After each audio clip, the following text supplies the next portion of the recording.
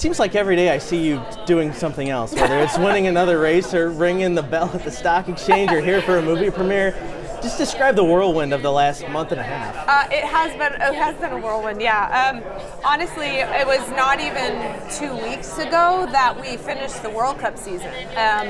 So, after Cortina, we went straight back into racing, and there was so much left to do. So we think of Cortina, my team and I, we think of Cortina almost like a bit of a vortex, and then we sort of came out of this vortex and finished the World Cup season, and then I went back and went to New York City. I had 4 days of this whirlwind, like post-season, post-Cortina, press craziness.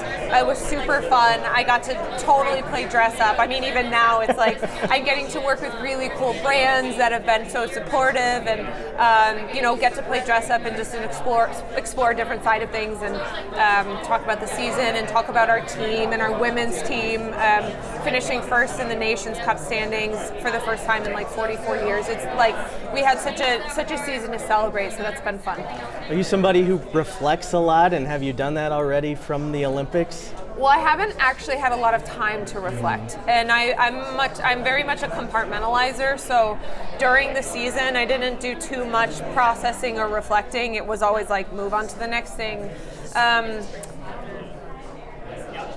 I've done quite a bit of press now where there's some reflection, but I think when I actually get a real true, I've had only 48 hours at home in the last 9 months. So when I do get a little bit more time at home, there may be some reflection, but usually it takes me a couple years. Kind of, takes time. Two more for you. I interviewed Ron Kruszewski before I went over to the Olympics, and he was quick to say, Mikaela's here every year for our big fundraiser. Yeah. She knows St. Louis. Yeah. How much do you know St. Louis? Does it feel like someplace you're comfortable now? Yeah, it's become so much more comfortable over the year. I think this will be our 10th or 11th Stiefel fundraiser this coming fall. So, gosh, I mean, I've been back here every single fall, and now, like, getting to be here in May. It's not May, it's April. Getting to be here in April.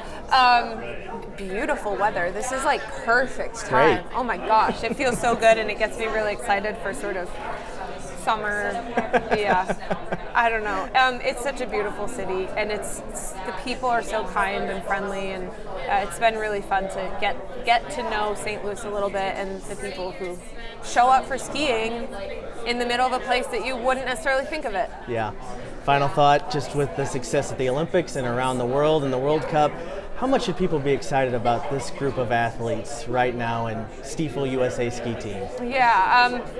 Well, I have to say that Ron and Stiefel's involvement with the team, especially like an increasing involvement over the years. And like I said, it's been 10 or 11 years of our fundraiser, but now he's such a big supporter of the team in so many ways. And those resources show up over time as really like an investment. And then you start to see the depth of our team increasing. You see the women's team now, and all of the sort of the success and the results, and I think the promise of more in the future, and that's hugely because of the support that we get. So it's a really exciting time for skiing and snowboarding and freestyle and Nordic, and like for everything in US ski and snowboard. It's an exciting time right now and in the future.